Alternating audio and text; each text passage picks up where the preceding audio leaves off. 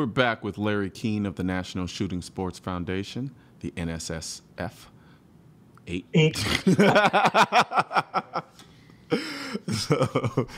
So what else have you guys been up to lately? You guys are generally pretty busy, so I know you guys are up to something. Well, we're working on our priority legislation in addition to trying to get the export control reform done. So the Hearing Protection Act, for example, we actually just had a demonstration today for mainstream media out at Elite Shooting in Virginia to help educate them on the reality, the truth, the facts, and not the lies and rhetoric that come from opponents to the Hearing Protection Act. We had a meeting today with ATF to talk about regulatory reforms in light of the president's executive orders requiring the federal government to look for regulations that can be repealed, revised, modified, that would create more jobs and to reduce the regulatory burden on small businesses. So that was a good conversation. Hopefully some good things will come from that. National reciprocity, of course, continues to be an important issue, trying to advance that. Doing, the hard, blocking and tackling that goes into trying to pass a major piece of legislation. Yeah. The Target and Marksmanship Act is another important bill that's very sort of down in the weeds, but it would adjust the Pittman-Robertson excise tax formula about how state fish and game agencies can use some of those monies to build new or to enhance existing public shooting ranges, which is very, very important. As I'm sure you know, target shooters, the guns they buy, the ammunition they consume, which is most of the ammunition that's manufactured, are all contributing to wildlife conservation because the excise tax that the manufacturers pay applies to all of those products. So we've argued that target shooters deserve a return on their investment. So we need to have more places for people to participate in the target shooting, as well as to prepare for the hunting season, places to go target their sight their rifles in, or target practice before they go hunting. So that's a very important piece of legislation. And we're always new things are coming up every day. We've got a lot of important issues we're dealing with at the state level. In Illinois, for example, the very, very onerous bill there on dealer licensing, which is really essentially the Bloomberg so-called code of conduct being codified, which would drive a lot of very small retailers out of business and increase the price of products for those that can survive, everything from the mom and pops to the big boxes.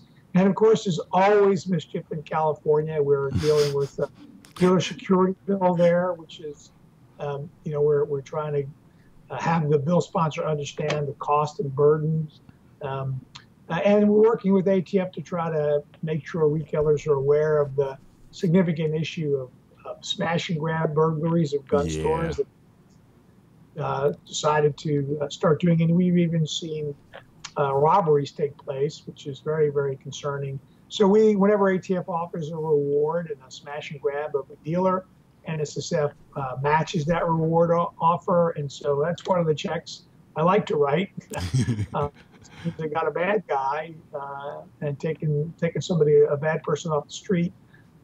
So we're doing that, and just doing a lot of other things in the recruitment and retention space to try to encourage people to become more actively involved in hunting and target shooting, to mentor others and bring new people in. And as we've seen, tremendous increase in the number of new target shooters, in particular throughout the United States, a 60% increase in the number of women. Dealers continue to tell us about 25% of the customers at the checkout counter are first-time buyers. And we see, we put out a report a couple of years ago, the changing face of the customer. We see the demographics of the customer base evolving and changing, just like it is for the United States as a whole. Younger shooters, more ethnically diverse, more urban and suburban shooters. So the stereotype that gun owners are just, middle-aged, balding white guys from rural America who own lots and lots of guns just isn't true. Absolutely. Absolutely.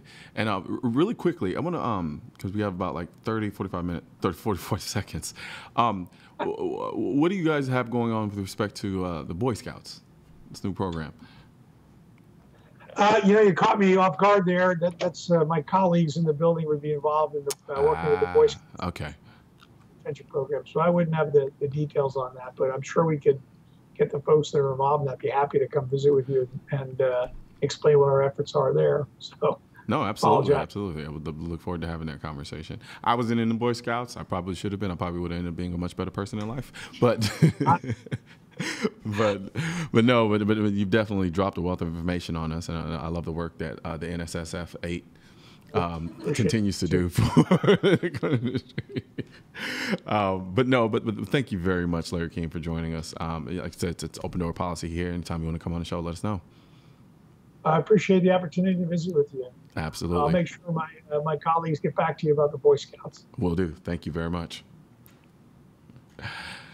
Thank you for joining us live today on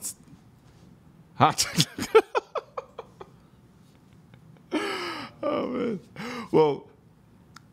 Well, that's going to be it for CN Live today, guys. I'm Colion Noir. I guess I would technically still be CN, but I'm Colion Noir. I'll be back tomorrow at 5 p.m. Eastern on NRA TV, and I'm out.